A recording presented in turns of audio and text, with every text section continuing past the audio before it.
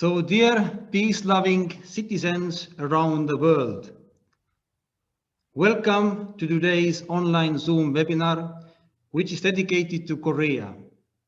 This webinar series is one of the many webinars on all 6 continents that support the peaceful unification of North and South Korea, which have shared a 5,000-year common history.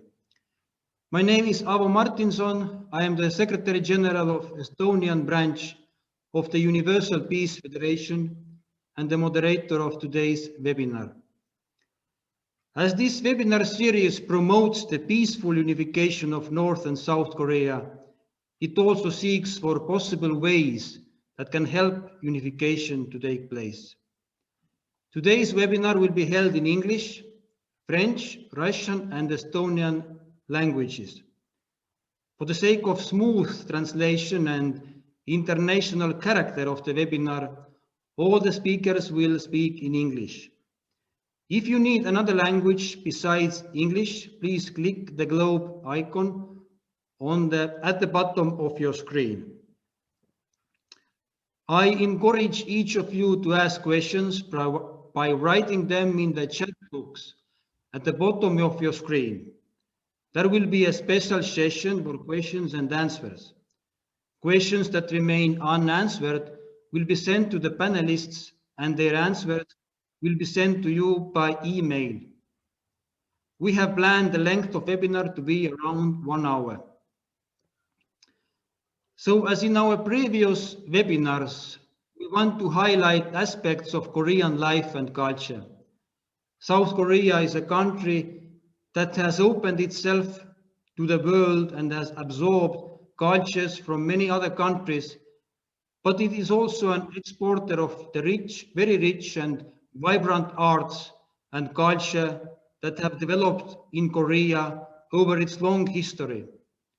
South Korea has risen from being an extremely poor country in the 1960s to being the number 10 country in the world by gross domestic product in 2020, according to the International Monetary Fund. With economic growth and influence, South Korea's pop music and dramas have inspired many people to listen to K-pop and to learn Korean culture and language in order to better understand the meaning of the songs and TV dramas, as well as the Korean people's hearts. That is why the first part of today's webinar has the theme, The Rise of K-pop. So, without further ado, let me introduce today's panelists. The first panelist is Ms.Maari Hinsberg, who has been consuming and researching South Korean pop culture and artistic cultural heritage since 2016. She hosts a radio show exclusively dedicated to contemporary Korean music and has written her Bachelor of Arts and Master of Arts thesis on Korea's historical cultural heritage and conservation. Thank you, Mari, for being with us today. Floor is yours. Thank you, Avo. So I will start now. It's great to see so many people here. Hi. I'll start the screen share and just begin. And if you have any questions, you can write in the chat or just send them our way later. So I first came into contact with Korea as this whole idea and entity through K-pop, through popular music. And I started learning the language to understand more about what I was listening to on an everyday basis, and grew interested in both the contemporary and the historical culture. So I kind of started from pop culture and went on to a more academic sphere of Korean studies. And as Avo mentioned, I wrote 2 theses on these very specific Korean cultural subjects. Now I occasionally host this radio show where I play Korean music and really try to go more in depth and try to explain these motives and trends, because I feel it's something very special to share and widely introduce in not only Estonia, but Europe as well.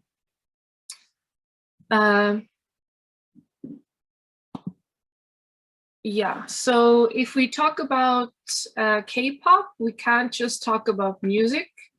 We really have to include the whole pop cultural industry of the Korean wave, which also means movies, TV, and beauty, technology, and various other lifestyle preferences. We can even say that we're dealing with a package deal here. And the specifically South Korean cultural entertainment and aesthetics industry is maybe the only one in the world that so successfully gets people to consume a whole lifestyle combo deal. You start listening to the music, and then you want to learn the language to understand the content. And then you want to learn the language better, so you start watching a series, and then maybe in the series you see your favorite character eating some kind of interesting food. So you really try to find these possibilities of coming into contact with something Korean more and more. So that's what I mean by a package deal. So this kind of package deal are getting more and more into trying to find opportunities to consume more Korean products. It's usually a phase, but it can really form some habits. For example, I definitely went through this starting phase, but I still use almost only Korean cosmetics because it's so natural to me now. But this isn't only because they're Korean, because they're really good products. And providing this kind of habit-forming consumption of Korean produce has really built this recognizable trademark or a brand even. It's kind of like a validation of quality just by being categorized as being Korean. And this is most obvious with marketing beauty products and technology, but we can also see this when we talk about music. K-pop as a cultural phenomenon is governmentally sponsored and utilized as economic and diplomatic leverage. And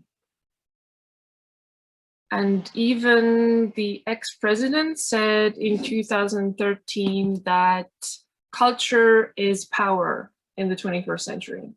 So I think this is a very powerful statement and kind of see where this pop culture stands in our contemporary society as well.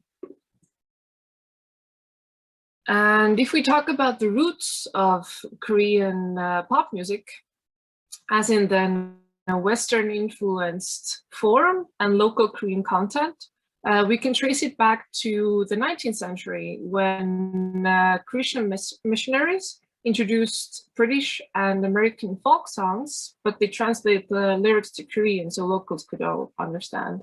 And this was either in writing or just sung to each other. So that can't really be, it wasn't in any way recorded or shared in any other way. But we can really recognize a kind of prototype for contemporary K-pop in the history of the Korean War. After the Americans had then freed the South, they stayed stationed all throughout Korea, and they really wanted some kind of familiar sounding live entertainment.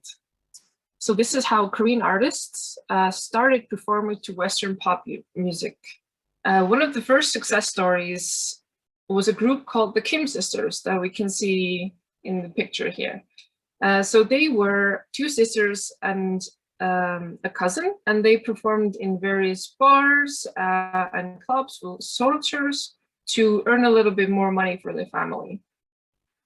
But they became very, very popular in the local Western community and ended up with a Las Vegas contract, more than 20 performances on the famous Ed Sullivan Show, and even a #7 hit on the Billboard chart, thereby basically paving the way for modern Korean pop music, as well as Asian artists' commercial success in the West. And this is them performing, I'm not sure if it's Ed Sullivan Show, but it's definitely American television. And you can see they're dressed in this traditional Korean clothing hanbok and playing traditional instruments. So they really, really brought this kind of pride in their heritage to a Western landscape. But K-pop, as we know it today, really took off in 1992 when this guy So Tae-ji performed this hit song "I Know" on national television. It was really, really weird at first.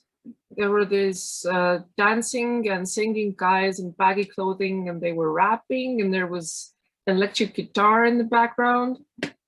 But it was weird because viewers were really used to hearing ballads or trot songs or very different variations of folk songs being performed on television. But this is when these local artists really, really started to draw influence from mainstream Western pop because they had access to maybe MTV music videos, to all kinds of radio shows overseas. And they started wearing similar clothes to them. They started using these dance moves seen in these music videos, and also creating the image of pop stars, or in Korea, then and now known as idols.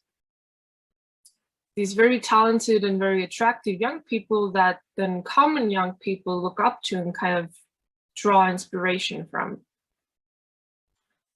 And over time, creating these idols or these pop stars has really grown into a huge multi-million industry, as I'm sure many people know about K-pop now, and how the system works. And it's very, very difficult to achieve success in this circle. The standards for writing music and producing videos and performing dance numbers and songs are very, very high.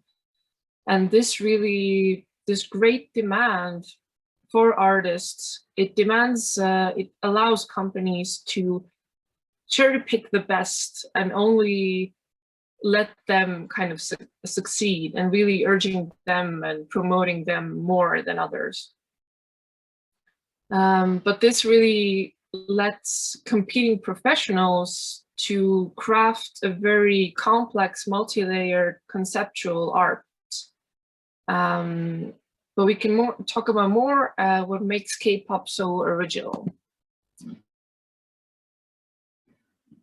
So one of the very interesting things about K-pop is how it combines these traditional elements specific to Korean culture with Western oriented pop music. And in the past, in popular songs, the heritage of being Korean was expressed through language, through the lyrics.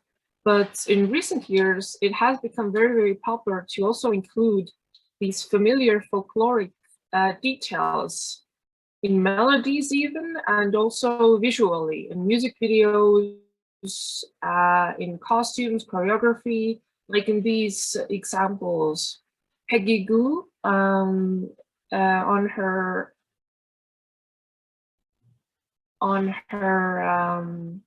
what's it called, single, Starry Night, she has this traditional Korean mask. And also in the video, she's performing a traditional dance with backdancers called Gangnam Sulle. And we see in BTS, they're performing under a computer-generated pagoda, very traditional architecture. And throughout the music video, there are also symbols of like tigers and other folk art details, and also in the clothing they are. So these very specific historical and cultural symbols are really modernized to empower their descent and to really bring it into pride for these very globally minded young Koreans as well. So they really start to appreciate where they come from and their origins. And now K-pop very frequently collaborates with Western artists, drawing more attention to East Asian music as a whole, bringing a lot of new audience, but this also increases the pressure to perform in English, to really break through in the West, like BTS has recently, performing everywhere, going on the Ellen show and having an English conversation with Ellen. But this may cause a little bit to sacrifice some of the really unique characteristic of Korean artistry.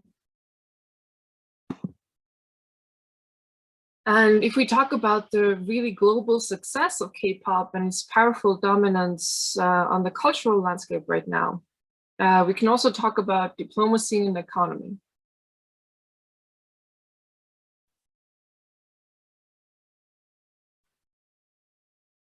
Sorry, just a second.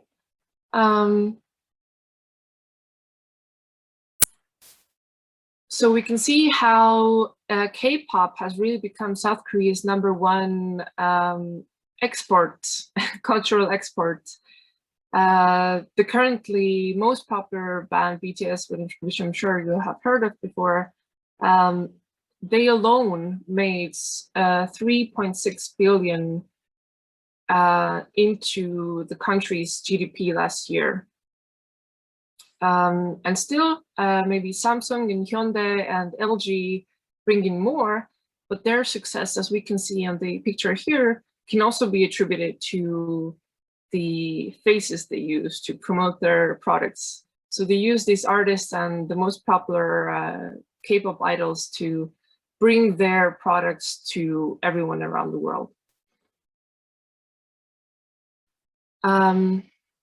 And so the soft power of K-pop, as we can say, in foreign policy can be exampled by the Winter Olympic Games closing and opening ceremony, where they made use of local artists that are known worldwide. They were performing there, and this is kind of really a representative performance of really showing the world what Korea is about. So I think that was really telling of giving this stage to K-pop and to create this image of what South Korea really is. And also we can see how it has kind of conquered the world a bit is when US former President Barack Obama mentioned this group Shining in his speech and said, so many people now in America and all the world are learning the language to really keep up with this band. And this was in 2017.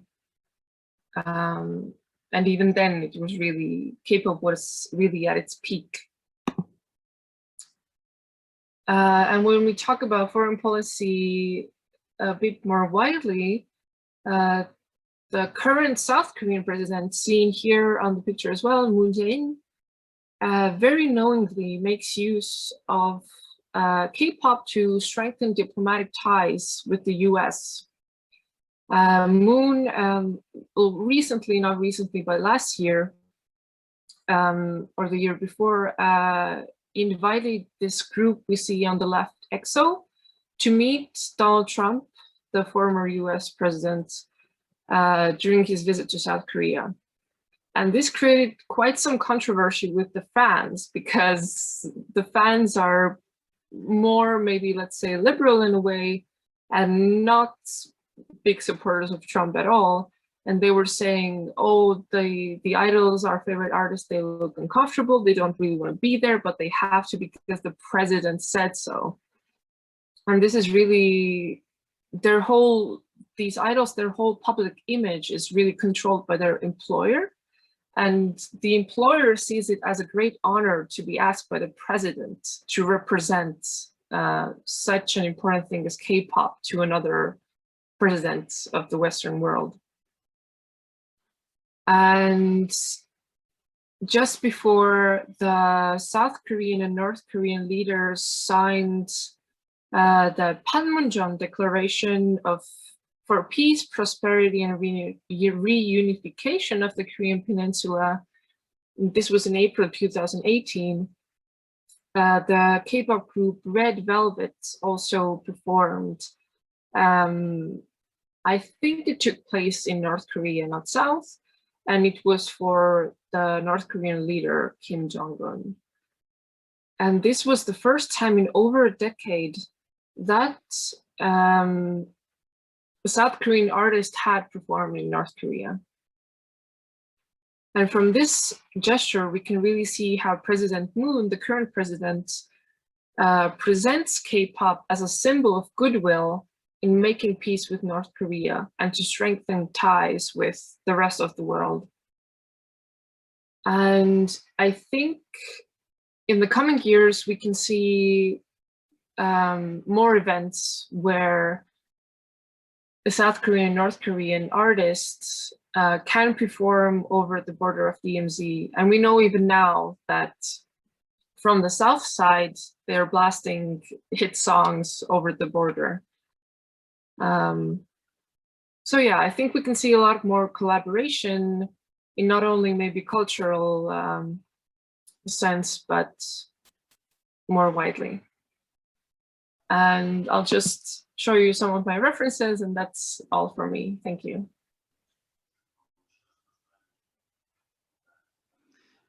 Thank you, Maari, very much for sharing this historical background of K-pop and really how it has developed, and also explaining how big role the pop culture in South Korea has and how it is connected with other aspects of human life. Especially was great to hear the words of the president that in the 21st century, culture is the power, and how the music can play such a vital role in the unification of North and South Korea. Now, before we move to our next speaker, I would like to ask you, Maari, do you know how the interest to K-pop has increased in Europe, for example, in last decades, for example? Yeah, sure. So I looked this up, and I think that the big boom, or kind of the peak of K-pop in Europe really started, well, we can all remember Gangnam Style in 2012, which went super viral. But before that, we had concerts in Europe. I think the first big one was in 2011 in Paris. So it brought together many K-pop artists, and it was completely sold out. And from that time on until now, when K-pop artists, doesn't matter who, performs in European cities, the concerts sell out in less than 30 minutes. So it really shows a big interest, and it really shows just how valued these opportunities are of seeing these favorite artists or someone you can't really reach that easily geographically, to see them perform close to you, and many people take that chance. I hope that answered your question. Thank you, Maari, again. And so dear participants, you all have possibility to write down the question to Maari in chat box. So question and answer, or questions and answer session will follow straight after our second panelist. So now we move on to the second part of today's webinar, whose topic is the road of peace to Pyongyang. As you know, Pyongyang is the capital of North Korea. Although North Korea has been a closed nation for many people, nevertheless, there are people who have had the opportunity to visit Pyongyang. Mr.Dmitry Samko, who since 2011 has served as a chairman of Universal Peace Federation in Moscow, has been very active in many social and cultural peace projects and has initiated many of them. To name some of them, the football tournament Play Football Make Peace in Russia, Sports for Peace, and Mr. and Miss University. Universal Peace Federation Moscow has received many letters of gratitude from the city government, and Dmitry Samko has received the highest honor for leading a non-profit organization. In the autumn of 2019, Universal Peace Federation of Moscow had the opportunity to organize a Peace Road project in the heart of Pyongyang. The Peace Road is a global project of Universal Peace Federation in which people connect the world into one village, promoting peace and unity among nations by walking, running, or cycling on the roads. Dmitry has visited 43 nations all over the world, and he and his wife have 2 lovely sons. Thank you, Dmitry, for finding time in your busy schedule and come to share Universal Peace Federation project in North Korea. Now, floor is yours, Dima. Yes, hello, everybody. Good afternoon or good morning, guten Abend, guten Morgen, добрый день, Tere. Nice to see all of you. Thank you very much for inviting me to this interesting program. Thank you, Ava. I'm personally very happy to see that topic of Korea is becoming more and more interesting and popular. I personally visited Korea around 15th time, or even more. I don't count already for many years. And we see the very rapid development of South Korea. In my country, in Russia, for example, Korean drums, cousins are very popular. And visa-free relationship between Moscow and Seoul has increased exchange of tourists. Now we have many flights between Moscow and Seoul. Different companies doing every day. And most popular cars, phone, TV, cosmetic, also from South Korea. And influence of South Korea to the whole world is now obvious for everyone.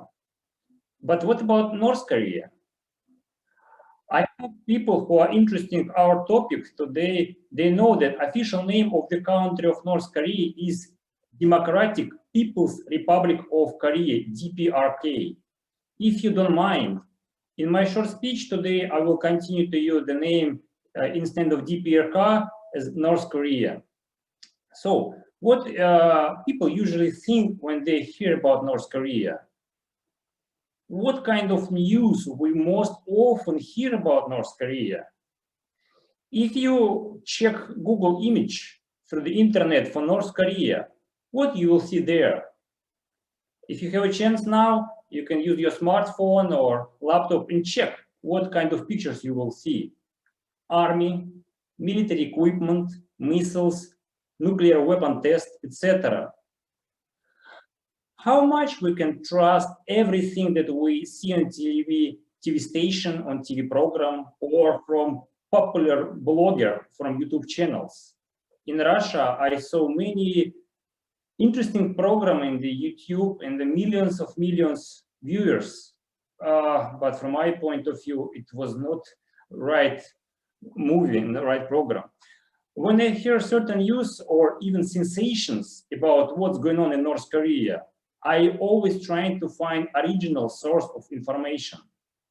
Unfortunately, very often I'm facing with fake news actually, and so many articles was not really true.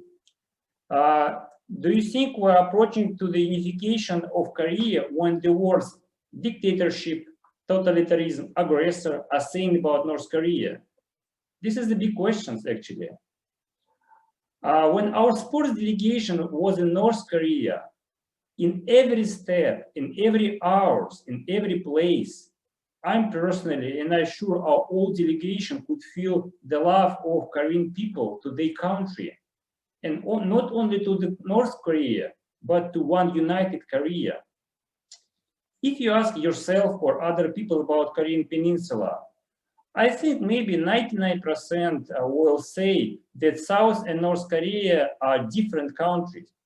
But for North Koreans, it's still one country, but temporarily divided. For me, it was almost shocked. It was kind of strong feeling. The people still counted as one country. just temporarily divided. Today, I would like to share our example, what could help to unite Korea or bring closer the day of reunification, this Korean Peninsula. The founder of our organization, Dr. Moon, as you may know, was born in North Korea, living and working in South Korea and around the world. He was created many projects which bring the two Koreans closer together. This is a project in area of culture, arts, even fishing, sports, and technical industry, etc. This is many projects which was made by Dr. Moon in order to bring closer to this divided country, North and South Korea.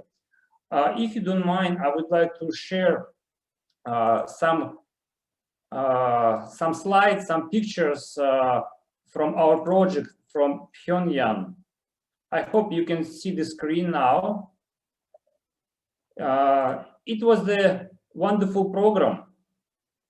Right before the pandemic, members of 12 sportsmen from Russia, Peace Road delegation visited North Korea capital, Pyongyang.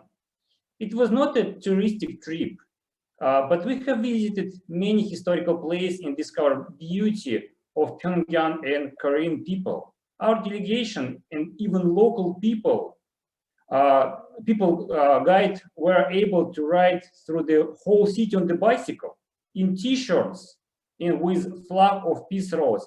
These are the same t-shirts which we used there in the North Korea. It was incredible feeling when the local people greet us, very warmly greet, and the driver of passing cars greeting us very warmly. It was really incredible feeling. It seemed that there is nothing special there, just foreigners ride the bicycle, what else? But we felt that this is something small step, we are breaking the borders and stereotypes. It seems to me that our guide and the representative of Pyongyang city who helped with the bicycle were even more happy than ourselves. They were so moved and even they start to cry when we give them as a president these t-shirts and take picture with Peace Road flag. On the next day, our delegation took part in the amateur marathon. Surprisingly, among participants were representatives of dozen countries, maybe 30, maybe 40, from around the world, from different religious backgrounds. For me, what is a real surprise, I was thinking there is no human rights at all, not allowed anything connected with religions, but I was so Muslim people, like Christian, they was all standing together in front of sport distance. It was an indescribable atmosphere of friendship of people. The language of sport united everyone. In the city, center of city, a lot of local people came out to support the athletes, and every turn of the distance people applaud. Myself, I was running like full marathon, and after 35 kilometers or 30 kilometers, I was so tired. But when people just applaud, I was kind of so support, I was so moved. And I'm sure that people who have visited North Korea, especially those who took part in such sport competition, especially in the Peace Road project, they were able to change their mind about mysterious country and believe that reunification of Korea is really possible. Thank you very much for your attention. I hope you will enjoy.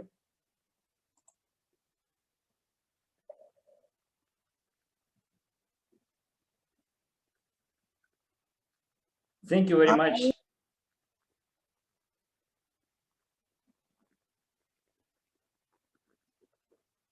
If you have question, I will be happy to answer to you. Ava, and the floor is yours. Yes. So again, thank you, Dmitry. So I would like to ask you also one question. So as we know, it's not easy to travel to North Korea and even more to make some project there. But Universal Peace Federation Moscow had opportunity to do it. So if there are people in our audience who would like to travel to North Korea, what would you suggest them? Thank you for the good questions. Before the Peace Road project in Pyongyang, I'm personally, even I'm believers, I didn't believe that it would be possible. Again, this is stereotype. This is kind of, I can say, brainwashed situation. But actually, to go to North Korea is not a big deal, surprisingly. There is an official travel agency in North Korea working very well. They're really open. It's just a matter of desire and just kind of correct step to documentation. Last time when we spoke with the agency, they asked us, please use your organization to invite more foreigners from Western world. We are happy to have them. And every year in the April International Pyongyang Marathon, if you see the Google picture, you're wondering how many countries are participating there. And this visa issue is really possible. And even you don't need to take out label of Adidas, Nike, etc., or bottle of Coca-Cola. If you just apply for documentation, and if you go through UPF, it will be really possible. And I hope maybe next year, when pandemic will getting down and finished, in April 2022, UPF will be able to organize international delegation. It's 21 people or 40 people, whatever, we can do it. And those people who are watching, if you are not running yet, you can start run. If you are not ride the bicycle, you can start now. Or even walk for peace, also possible. Just need to have good desire and some money as well. Thank you, Dmitry, for your sharing. And we really hope that in the near future, Universal Peace Federation Moscow can have a peace marathon again in North Korea, and that other countries can join you as well. So now it's time for questions from audience. So please do not hesitate to ask your questions. I think that instead of me reading the question, I would like to just call you, open the mic now. And I think if I look now the chat, there are some people who have asked a question. So please be ready. If I will ask your name, please be ready to ask your question straight yourself. So first question we had from Mr. Johann Hinterleiter. I know he's from Austria, from Vienna. So Mr. Hinterleiter, could you ask your question? I know your question was to Maari. So yeah, please. Do you hear me? Yes. Yeah, tervist. Tere. Question to Maari Hinsberg. Did you write your thesis in Estonian or in English? Hi, thanks for the question. I wrote both theses in English. And the other one, the master thesis, is available on the Leiden University webpage. I can put the link here. It's completely published, so you can read it online. It's available electronically. Yes. Yeah, I would be interested. Okay, I'll send the link. Maybe through Avo, you can give a link or something. Yeah, or I can just put it in the chat. Yeah, okay, thank you. Thank you. Thank you, Mr. Hinterleiter. We have also a question. I would like Mrs. Sally-Ann Franklin, who has been participated in all of our webinars. Sally-Ann, can you also ask your question, if you can? You are unmuted, please. I mean, you are muted now. Please unmute.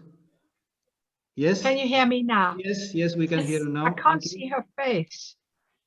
Mm. Anyway, I I'm can't here. see your face. Hi. It doesn't affect my question. Okay. I'm really interested in music and culture, and I'm retired now, but I was an ethnomusicologist.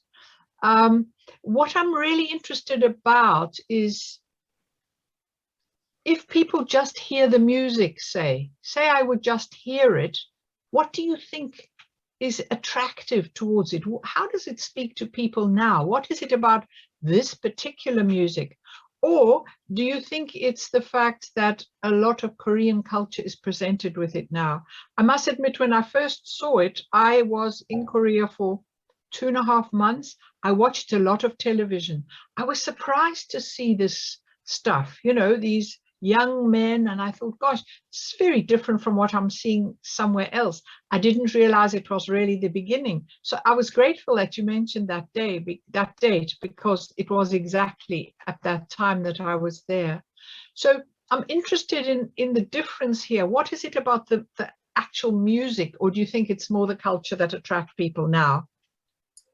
I think the first contact is definitely just very well produced and engineered pop music.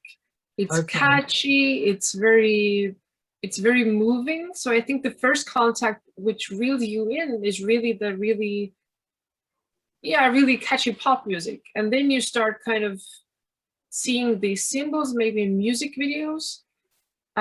These kinds of music videos that had these cultural symbols were not being made when I first got into K-pop. Yeah, me too. So I think if I were to get into it now, I would be like, oh, that's interesting. I want to know more about the cultural details. Okay. But I think at first, I mean, at least for me, it was this really catchy music that I haven't really heard anything like before, and really attractive guys in leather jackets dancing. Yeah. So I mean, do you think, sorry to interrupt you, do you think that it's a certain type of person that gets attracted to it? Do you think it's girls that are particularly attracted?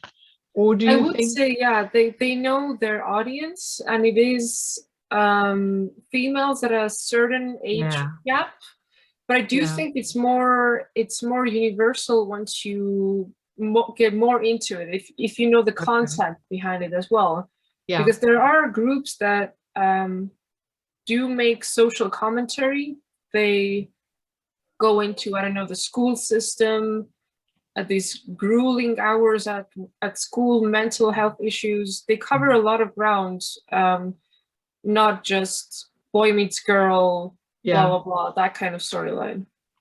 So that it's general, it has general social application in a time where people really know quite a lot about the world. And in these songs, they find something that's perhaps a bit deeper, is a bit more general, rather than just, as you said, boy meets girl and, you know, the agony of it and all that kind of stuff. But the something that's more common to many people around the world in a particular age group. I would say yes and no. I think dealing with school and kind of growing up and stepping into the world is where you kind of want some kind of support, and someone saying, I've been through this, it's okay to feel unsure, it's okay to feel these things. And they find that in music, in young people also saying, I did this, it was fine, you're good. Yeah, reassuring. It's kind of therapeutic as well. Yeah, reassuring, exactly. Yeah. I don't think this is specifically in K-pop, in these bands. This is, you know, pop media now more than maybe 10, 15 years ago. Yeah, Maari, there was also a question to you from Christina. You said that 3.7 billion. In which currency? Yeah, sorry. I was going to say dollars. Dollars. Okay, now we have clarified, because it would be Korean money, then it's not so much, right? It's not so much, but it was US dollars. Yeah, the source I found was in dollars, and then I thought, yeah, okay, let it be. Yeah. Now, can we move on now? I mean, let me see now. If you have now a question, please just raise your hand. It's really interesting. We have a little bit discussion here, and don't hesitate. Yes, there is Mr. Bengt Baulis. I know he's from Finland. So Bengt, the floor is yours. Nice to see you. Okay, thank you. Thank you. I just asked my wife to lower the voice for the other computer. So it's to Marie.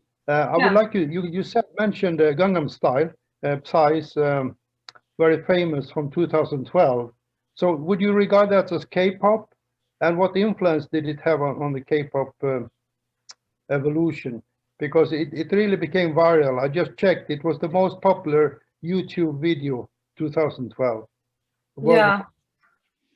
It was, I think, the most watched YouTube video for quite a few years in a row. Marie, you're muted.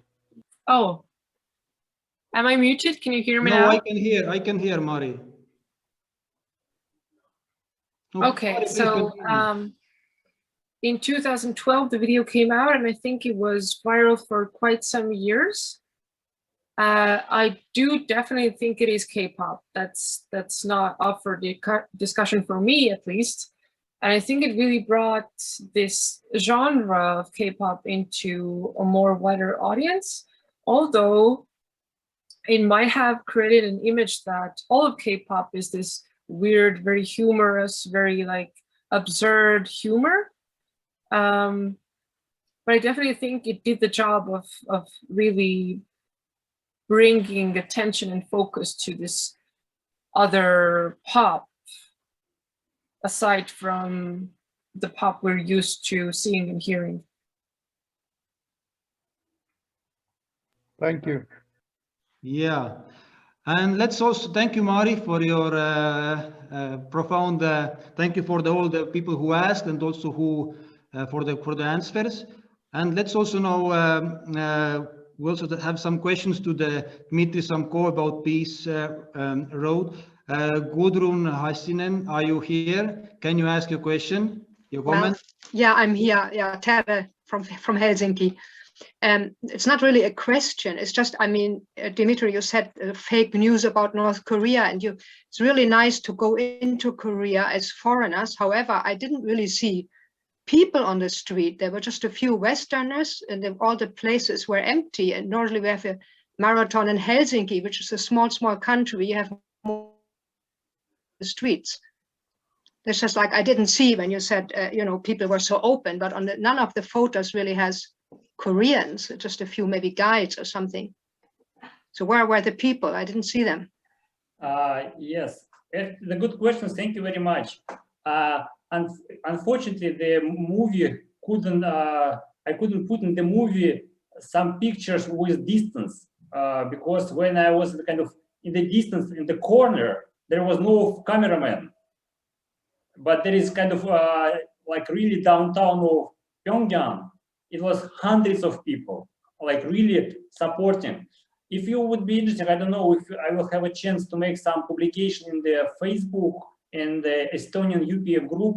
I will definitely upload some more pictures. Even we have pictures from the night life of Pyongyang, the park, there's some kind of ice cream party, if kind of road with full of car, etc.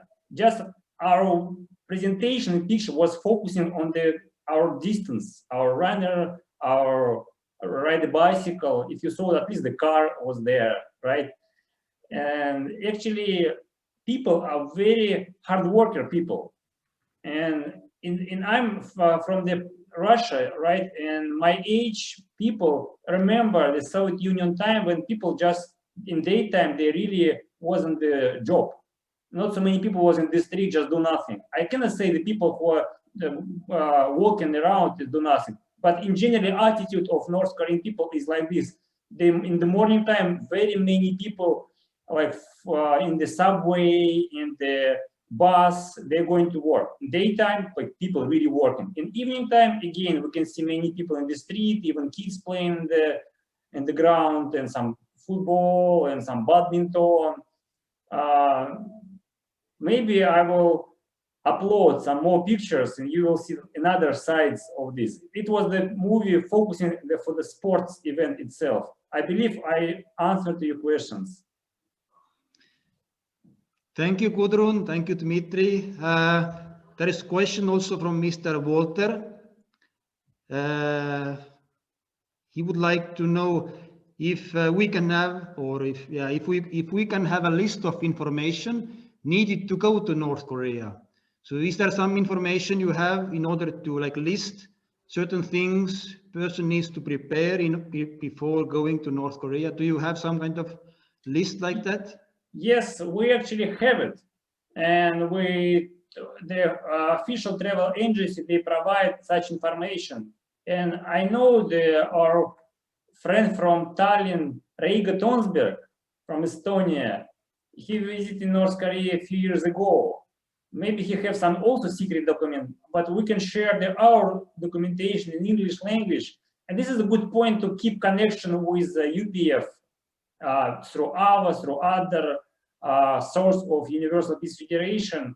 This is our goal, to make some networking, and the people in North Korea, they even ask us, please share this information. It's just kind of matter of lack of connection and lack of information. They're not so strong as the K-pop people to using Instagram, Facebook, you know, this, of course, it's a good country, but they're not using Facebook, they're not using Instagram, they have own local internet and local system like China also. So, but the official representative working in Moscow and many other countries, and if you're really interested, I promise next week Avo will have this documentation. If he will be able to translate to Estonia, it will be in Estonia. If not, this we can use the English language. And actually, it's really easy job for us. It's even much easier to go to England or USA. Okay, I think we will take one more question, and sorry for those whom I didn't ask, whom's questions I didn't ask, but Mr. Bruno Klotz from UK also has a question to Dmitry. So please, Bruno, you can ask. Yeah, when I hear of Peace Road, I would what comes to my mind in context of Korea, I would think of a trip from Seoul to Pyongyang. That would be a real peace trip. So is there any possibility, a chance to get something like that be put up? This is really a wonderful question. This is really connected with our strategy. I cannot say this is secret strategy. But we have our good contact in Russia, peace ambassadors, who had this trip by car. They go through from Vladivostok, Far East, go through North Korea, and then across DMZ and came to South Korea. It was a few years ago, official kind of car marathon. This is the internet, and everybody can see if it's kind of search through the Google or whatever. And of course, in our idea, to one day, it may not, next few years, I believe it will be possible. Then we will be able to organize this. Exactly, the peace road in North Korea, it's kind of part of this big, not strategy, but goal to make it real. And I believe we will do it even maybe from Russia through all North Korea and to the South Korea. This is definitely possible, but just need a little bit time. I hope new USA administration now can start to work. Maybe they will develop relationship and less military in South Korea, more peace in North Korea, and then the border will be more open for this social project. And actually, in my understanding, the culture and sport, this is the main tools to cross the border.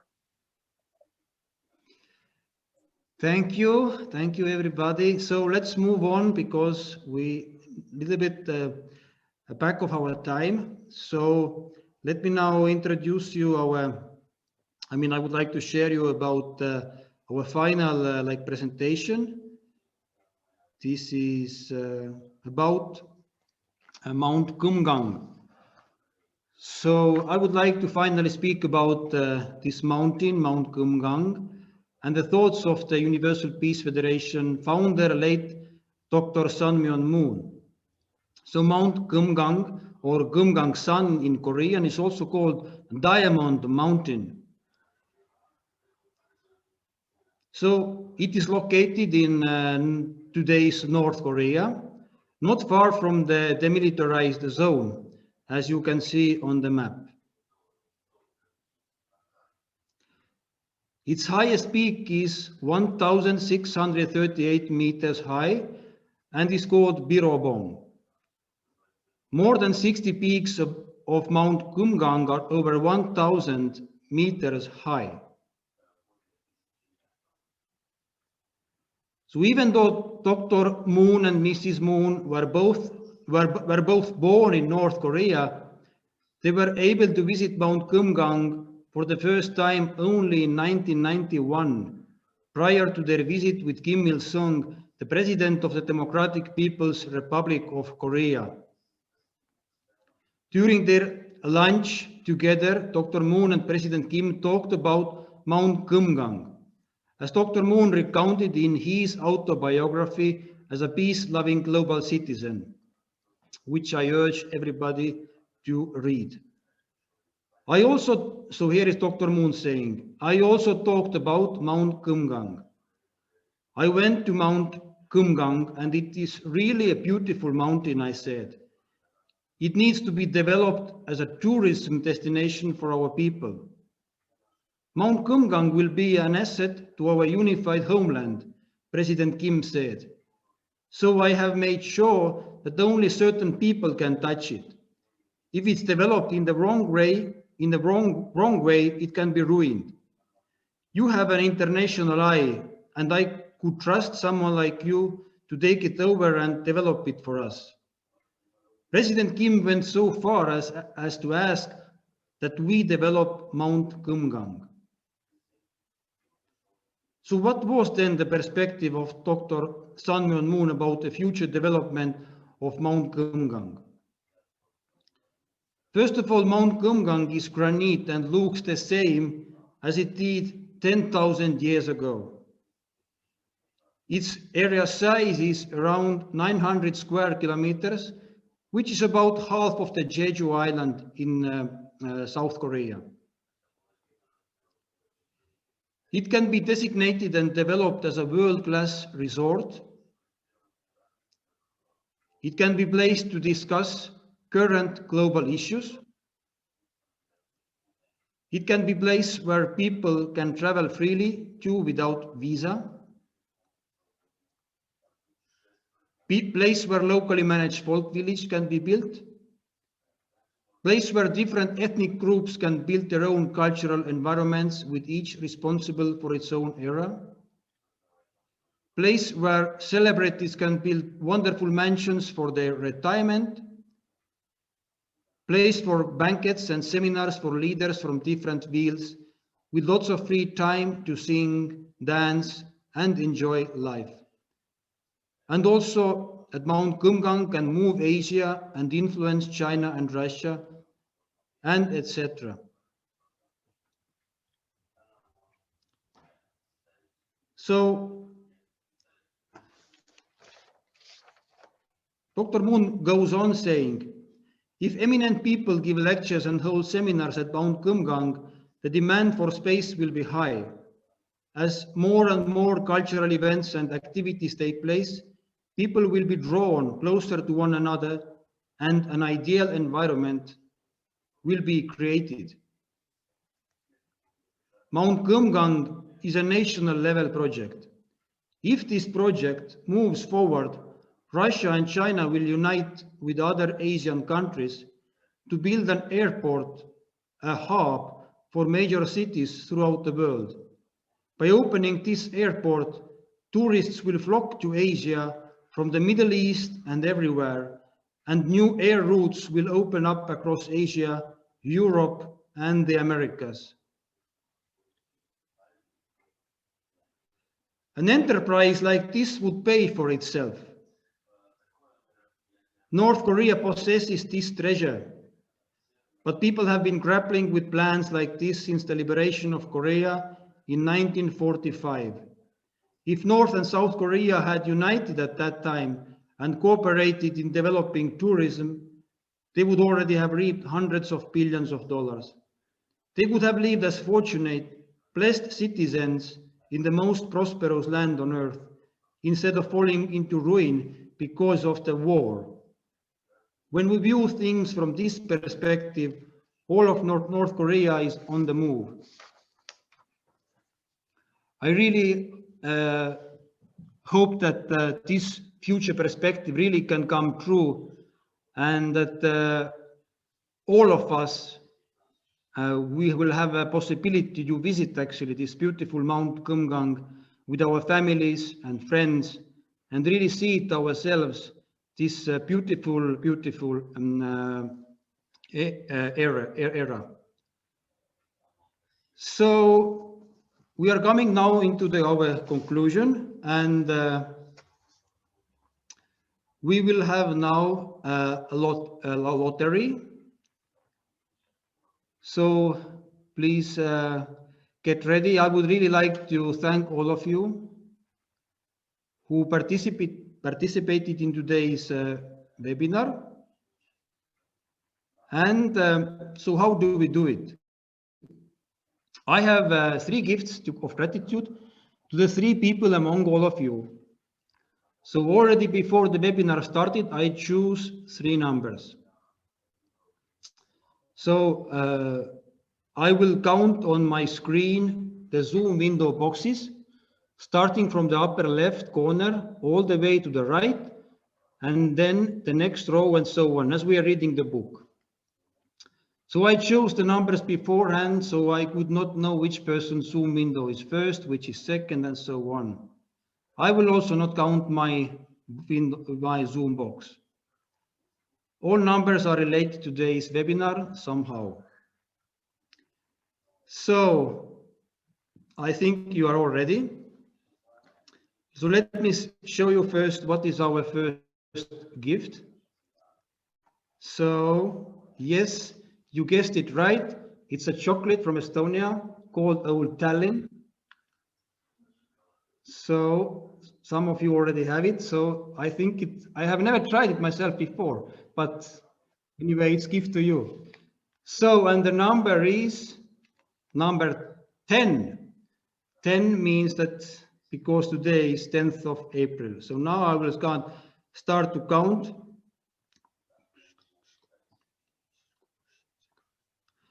This is, yes, Marit de Paulis. Congratulations, Marit. This belongs to you.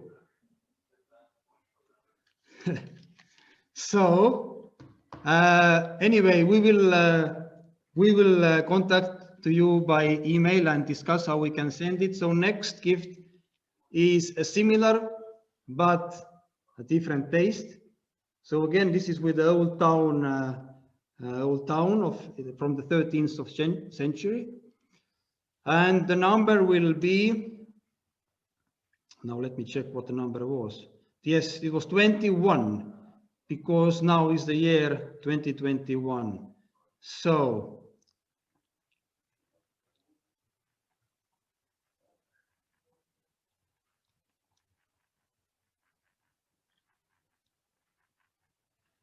now hold your breath. And again, I think this is a lady. So Mrs. Paula Dubitz, if you could open also your screen, we could also wave all of you. This belongs to you and to your family. Yes. So, and the third one, of course, I would like to give to everybody of you, but I have to somehow make it. So, and the third gift, this is the final grand one. It's a assortment of, again, Estonian chocolates. So, and the number is 38, because the 2 last digit of the highest peak of Mount Kumgang is number 38. So let's see now. Hold your breath. Don't worry.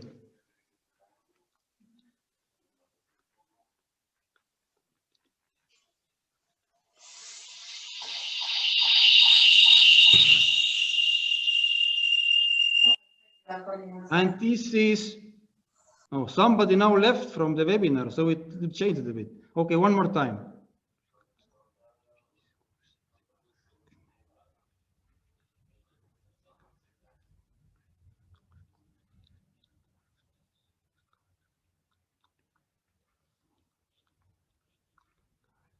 And this is Mr. Reigo from the beach. Reigo, are you with us? Are you on the beach somewhere? Well, anyway, this is Reigo. Who don't know, this is Reigo was a participant and speaker of the first webinar. He talked about his visit to North Korea also. Somehow, Reigo, the candies are yours. Hope, where this song was performed by Mr. Kim Myung-gon, a South Korean actor, screenwriter and music director, and former South Korean Minister of Culture and Tourism. Thank you once again to all of you who made this webinar meaningful.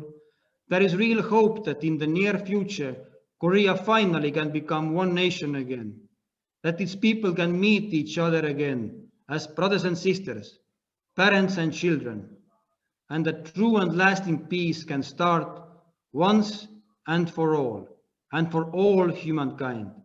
Thank you.